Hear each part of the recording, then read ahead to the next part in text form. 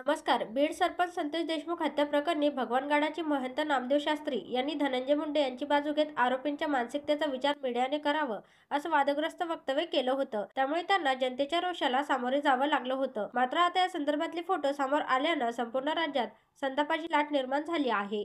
या संदर्भात नामदेव शास्त्री यांनी देखील दिलगिरी व्यक्त करत आपली भावना बदलली असल्याचं म्हटलं आहे.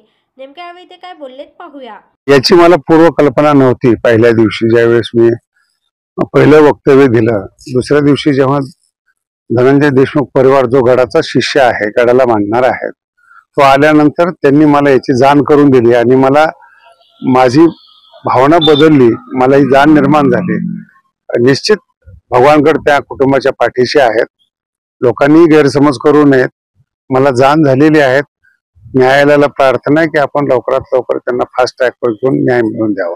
याची मला पूर्वकल्पना नव्हती. पहिल्या दिवशी ज्यावेळेस मी पहिलं वक्तव्य दिलं, दुसऱ्या दिवशी जेव्हा धनंजय देशमुख परिवार जो गडाचा शिष्य आहे, गडाला मानणार आहे, तो आल्यानंतर त्यांनी मला याची जाण करून दिली आणि मला माझी भावना बदलली, मला ही जाण निर्माण झाली.